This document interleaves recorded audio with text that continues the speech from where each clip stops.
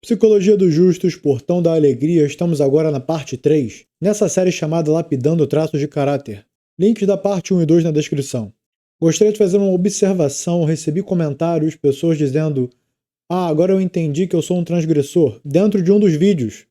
Lembrando, a aula de Torá, o estudo de Torá do seu modo tradicional original de Moisés do Monte Sinai, sempre vai fazer parte de um autoaprimoramento. A má inclinação vem para dominar a pessoa, então a princípio, o pressuposto, a natureza do ser humano é estar acorrentado pela força da má inclinação. Esse é o normal, esse é o padrão.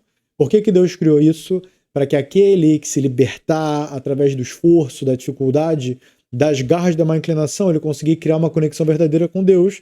E essa dificuldade é o que vai trazer para ele conexão com o Eterno e, através disso, se conectar com o objetivo da criação, que é se conectar com Deus, o Eterno, e fazer parte do mundo vindouro. O que significa ser eterno? Por quê? Porque você se conectou com o Eterno, você virou eterno. Então, essa posição, essa visão de estou assistindo uma aula de Torá para ver o quão transgressor eu sou, essa é uma visão falsa da má inclinação para leiaesh a pessoa, para deixar ela meio eshet, fazê-la desistir, fazer parecer que o caminho é grande demais, que ela não é boa o suficiente. Isso é mais uma das artimanhas da má inclinação. Não caia nisso. Veja que sempre a gente vai enaltecer o que é o ideal. Mas eu estou tão distante do caminho. Não tem problema. Você vai colocar a sua meta e você vai sempre rever, refletir, deixar o estudo na cabeça, o conceito correto na mente. Não é à toa que Deus nos dá 120 anos de vida. Se conseguíssemos modificar nossa natureza e fazer o correto em poucos dias, a gente ia viver uma semana.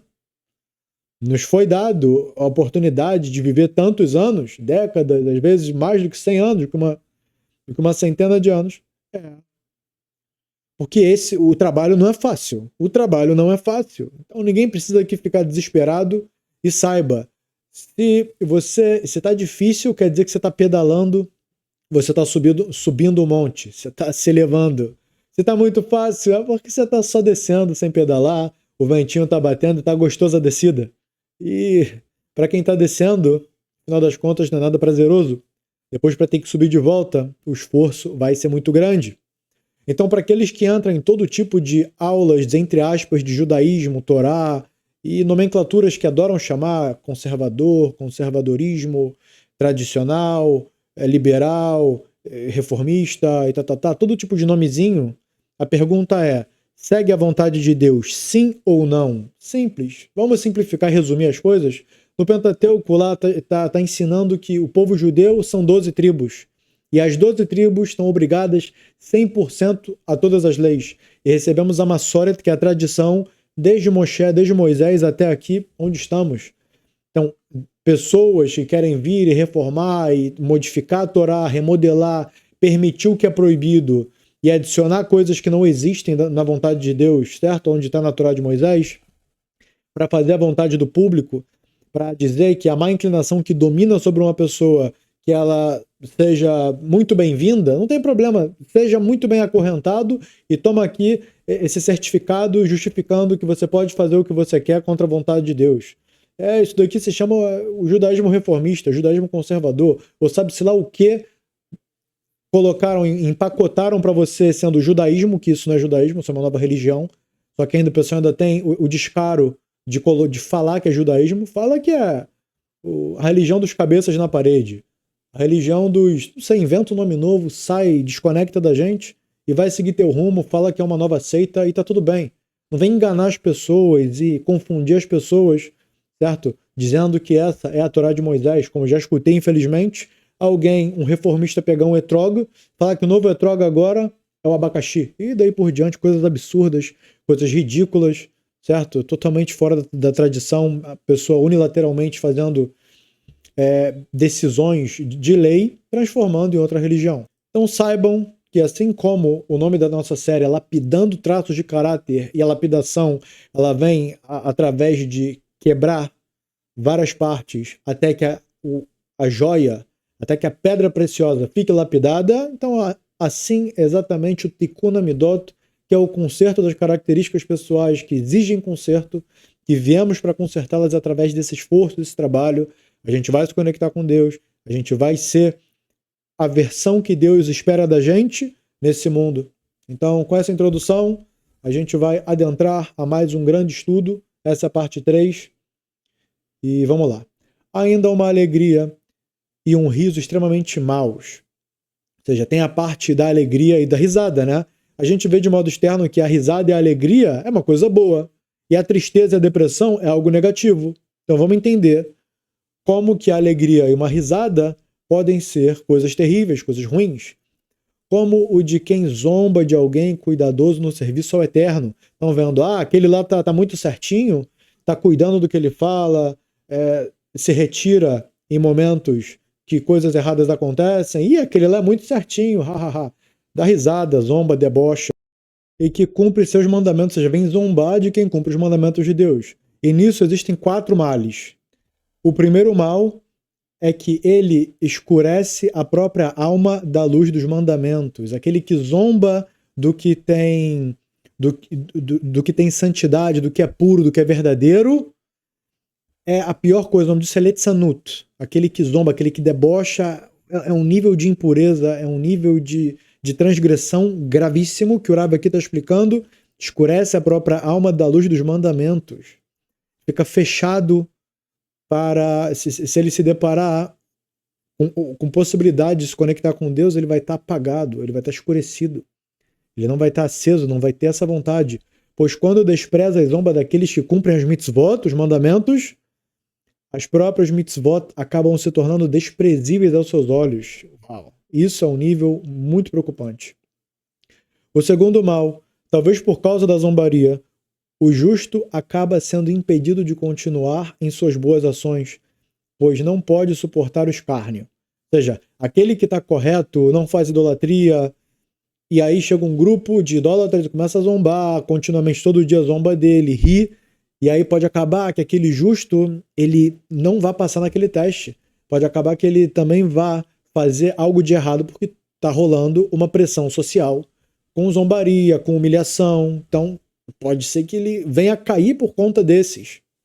O terceiro mal, muitas pessoas que ainda não tentaram seguir os caminhos do Eterno, bendito seja, podem deixar de fazer tchuvá, retorno e arrependimento por causa da zombaria e assim andarão na escuridão por toda a vida. Então, aqueles presentes que assistiram um grupo, uma pessoa zombando da outra por fazer o certo, eles também vão pensar 2 vezes antes de fazer o certo.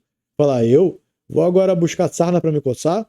Vou agora buscar qual é a vontade de Deus correta? Não, vou sair fora, porque vão zombar de mim, eu vou ser inferior no grupo, eu quero ser superior. O que o grupo enaltece? Idolatria, roubo, crime, engano. Então eu vou fazer isso, porque é isso que o grupo enaltece. O que o grupo denigre? Tudo que tem de melhor.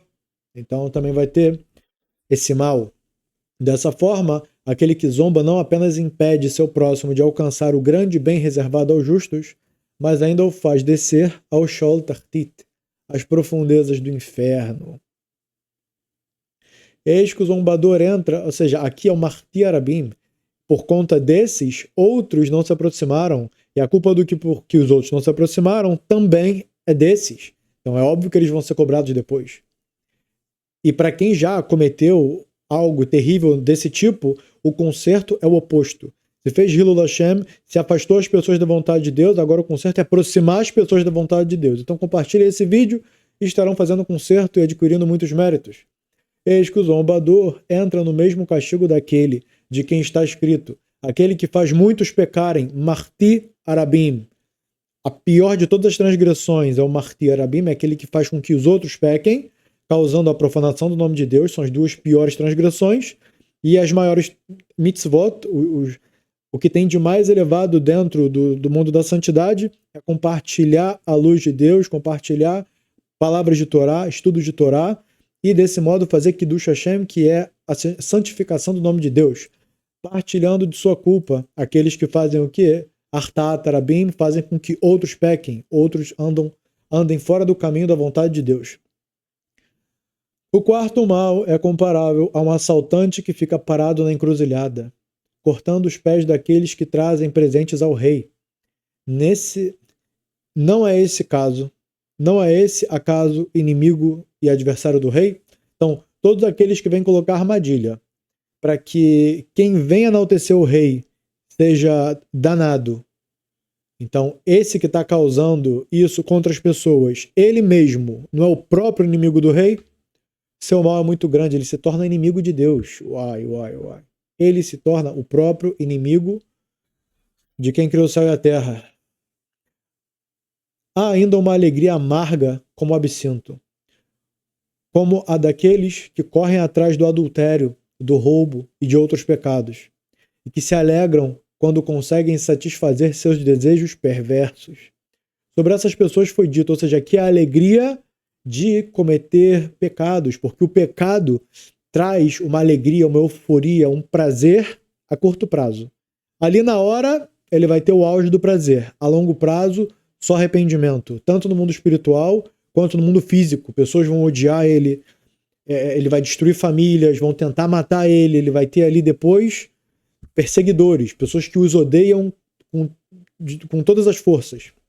E no mundo vindouro, a gente não precisa nem falar o tamanho do problema que ele vai se meter.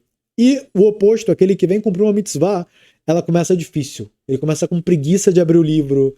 Ele vai ver um vídeo de Torá do lado de um vídeo de besteira. Ele vai ter todo o desejo de clicar no vídeo de besteira, ele vai ter que se refrear e falar, não, vou fazer o certo. Depois que ele clicou, ele adentrou, ele já está ali, depois dos primeiros minutos de vídeo, prazer, tô me conectando com a verdade, tô ouvindo o que tem relevância no mundo, certo? E já por outro lado, se ele clicou no outro vídeo, ele vai só depois sentir remorso. Quanta besteira eu escutei. Quanta coisa sem sentido. Que isso aqui? Eu perdi tempo da minha vida.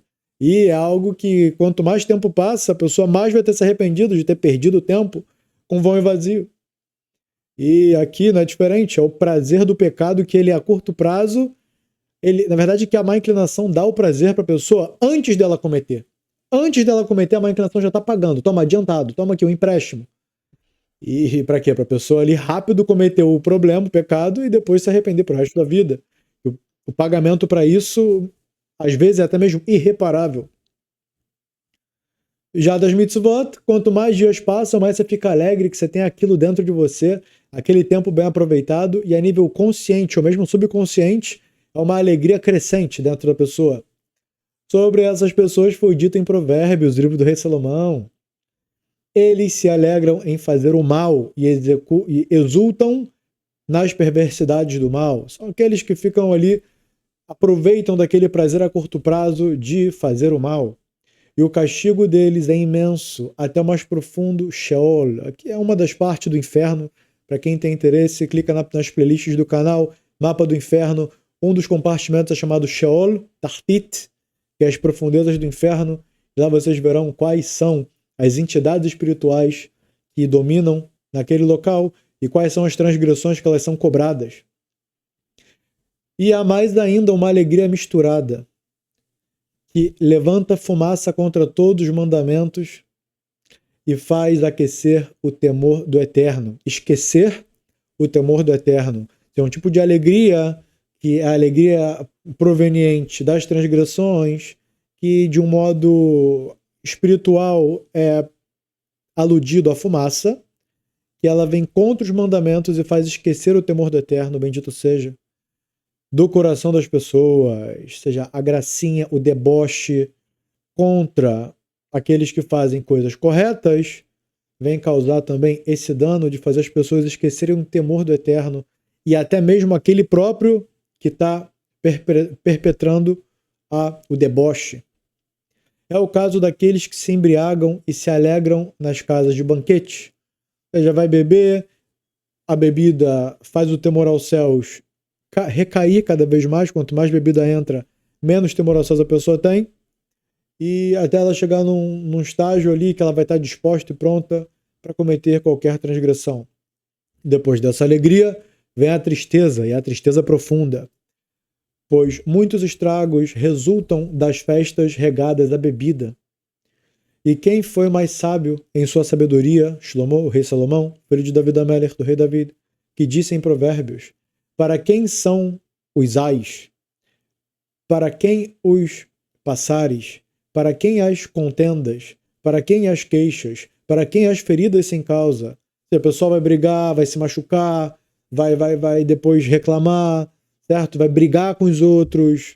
Quem tá bêbado aí tem a tendência de brigar, de agressividade muito maior, certo? Depois vai ter toda a ressaca moral, ou seja, problemas sem fim por conta do álcool. Aqui a tradução não ficou muito exata, mas eu não vou adentrar aqui na tradução exata, a gente vai pegar por cima por enquanto. Quando estivermos na tradução explicação do livro do Shlomo Amelech, Provérbios, né? Mishlei, então a gente vai estar aí trazendo a tradução num nível ainda melhor para o entendimento. Para os que se demoram junto ao vinho, ou seja, aqueles que vão ficar com muito tempo com a garrafa de vinho perante si, vão se atrasar na frente da garrafa de vinho, em outras palavras, beber bastante. Para os que andam buscando bebidas misturadas. Também o profeta disse, Yeshaiá, capítulo 5, versículo 11, ai dos que se levantam cedo de manhã para correr atrás de bebida forte e que continuam até o entardecer, até que o vinho os inflame. Ou seja, quem vive para beber, que vai viver nessa ideia de boemia, certo? De fazer tudo que, infelizmente, viver um estilo de vida bem fora da vontade de Deus. E disse Yeshaiá, e a harpa, a lira, o tamborim, a flauta e o vinho estão em seus banquetes, mas a obra do Eterno eles não consideram, e o trabalho de suas mãos não vem. Já não estão refletindo sobre a vontade de Deus, sobre toda essa criação, todos os sistemas, as estruturas que Hashem criou, justo para nos beneficiar. A pessoa está ali iludida e se ocupando só com que a má inclinação vem incitar ela. É um escravo da má inclinação. E diz Yeshaiá, portanto, meu povo foi levado cativo por falta de entendimento. A sua glória pereceu de fome e a sua multidão secou de sede. Ou seja, a sua glória são aqueles que enaltecem a Deus, faltou, passou sede. E aquela multidão secou de sede, pereceu de fome, secou de sede, que ninguém procurou Torá, ninguém procurou enaltecer a Hashem, enaltecer a vontade de Deus e colocar no pedestal as boas midot, as boas características pessoais. O pessoal deixou isso de lado e o profeta vem exortar o povo quanto a isso. E ainda Yeshaiá, por isso o Sheol, o abismo, alargou sua boca, escancarou sua boca sem medida, e para dentro dele descerão a sua glória. A sua multidão, o seu túmulo e os que dentro dela se alegram. São todos que estão ocupados com o que não tem valor e se alegram disso e não estão vendo que tem real valor, esses aí depois vão se arrepender amargamente.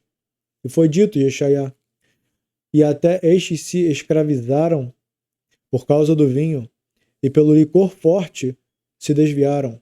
Sacerdote e profeta se confundiram por causa da bebida forte. Foram devorados pelo vinho, perderam-se pelo licor, erraram na visão e tropeçaram no julgamento. Aqui é uma alusão aos prazeres deste mundo. Veja que corrupção vem do vinho. Está escrito, o vinho é zombador, a bebida forte é turbulenta, e todo aquele que por eles se deixa enganar não é sábio. Veja quantos males vêm da embriaguez, como está escrito. Ele bebeu do vinho, embriagou-se e ficou nu dentro da sua entrada, dentro da sua tenda. E por causa desse episódio vieram ao mundo os cananeus. Quem foi esse? Noé.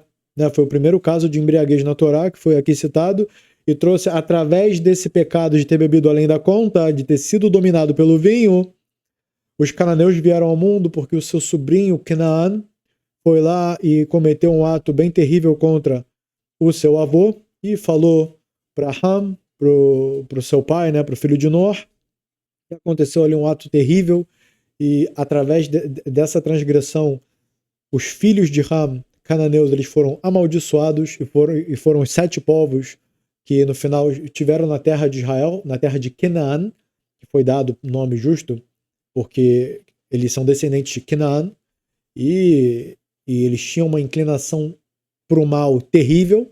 Não foi à toa que Abraham falou que seu filho Isaac não poderia se casar com cananeus, porque eles eram pessoas de má índole, com uma inclinação, com uma natureza terrível, porque justo foram amaldiçoados por Noé, Então eles foram chamados de um povo maldito por terem sido amaldiçoados por Noar, por conta desse deslize de Noar ter bebido, e tudo isso adveio da tristeza. Quando Noar viu todo mundo destruído, ele ficou numa tristeza profunda, então ele plantou o vinhedo rápido brotou, ele pegou o vinho, ele pegou a uva, fez vinho, foi beber, por conta da tristeza, ficou embriagado, e aconteceu o ato terrível, certo? Tudo por conta de Canaan, que ele contou para Ham, seu pai foi lá e fez um ato bem terrível com seu pai. Isso já é conteúdo, né, de um outro vídeo, mas a gente vê que a origem dos cananeus, dos Canaanim, que viraram os inimigos do povo de Israel, foi por conta da transgressão advinda do vinho. Eis que o vinho leva a zombaria, a agitação e a ser falador. E todo aquele que se deixa enganar por ele não aumentará em sabedoria.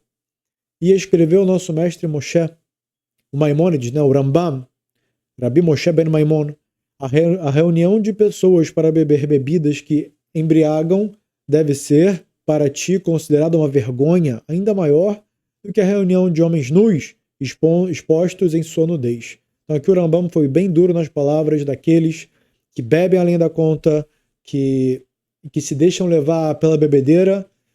É claro que beber dentro do limite, dentro do consciente, para deixar a pessoa mais leve, né, coisas nesse sentido, é algo ok, é algo permissível. Tanto que em Purim, a gente vê que é uma bebedeira que ela deve ser feita de um jeito, assim, depende, tem muitas opiniões, na verdade, sobre isso, mas a opinião global e mais poderosa é beber um copo de vinho e dormir. Ou seja, chegar num ponto que a pessoa ficou mais alta, mais elevada espiritualmente, e ela foi estudar a Torá nesse nível, de nível mais elevado, e isso é positivo, não para todos, não é recomendado de modo geral. Mas aqui é o caso daquele que se deixa possuir pelo vinho ao nível extremo. Então a gente vê aqui muitos ataques dos nossos grandes sábios contra essa conduta. E a embriaguez é um ato perverso, pois destrói o intelecto que o Eterno bendito seja soprou em suas narinas. Ou seja, aquele que faz o intelecto que Hashem colocou dentro de si se afastar dele, que de propósito não investe em seu intelecto e denigre e faz o intelecto não funcionar, ele vai ser cobrado por isso, que Deus te deu um intelecto com objetivo. Você quer ficar sem intelecto, você vira um animal. O animal não tem intelecto. A diferença entre um ser humano e um animal é o intelecto. A pessoa tirou isso de si. Ela vai ser cobrada, é algo muito grave. Porém, o vinho é algo muito bom quando bebido de acordo com o costume dos sábios, como disse Shlomo. Olha o lado bom do vinho. Dai bebida forte ao que está prestes a perecer, e vinho aos de coração amargurado, que ele beba e esqueça sua pobreza, e de sua aflição não mais se lembrará. Ou seja, vai ter o lado do vinho que ele vai ser algo saudável. E além disso, a gente vê que no Shabat e Yom Tov fazemos o Kiddush, a santificação, no vinho, com vinho. Pode fazer com suco de uva, mas quando se abre a lei, o ideal, o melhor é com vinho vermelho não fervido. Esse é o melhor do melhor. Mas, se fizer também com suco de uva, vai estar saindo de obrigação, vai estar também fazendo a santificação e vai estar tudo bem. Então como pode ser que os sábios estimulam, falam que o ideal é beber vinho de verdade na santificação do Shabat? Exatamente isso. Na medida certa vai ser mitzvah. Na dose errada vai ser a pior transgressão. E ainda foi dito sobre o vinho em Juízes, que alegra a Deus e aos homens. Está escrito em Salmos. E o vinho que alegra o coração do ser humano. Também disse a Escritura. Melhores são os teus amores do que o vinho. Cântico dos Cânticos, né? Shirashirim. E foi dito no Shirashirim também, e o teu paladar é como um bom vinho. E aqui vamos terminando esse estudo muito maravilhoso, incrível, e só você que está participando com a gente consegue entender quão enaltecido é esse nível de estudo. Psicologia dos Justos. Curta, compartilhe, apoie o nosso projeto clicando aqui embaixo. Se você quiser dar o seu dízimo para o nosso projeto ou uma tzedakah, clique aqui no botão valeu e contribua com o que você puder. Ou vire um assinante do projeto Sabedoria da Torá, apoie o nosso projeto. Tem acesso também à parte exclusiva dos cursos que temos aqui. Clique lá em cursos no nosso canal e você vai ver o que você pode estudar, certo? Ajudando aí, sendo um apoiador do nosso canal. Tudo de bom e até o próximo estudo.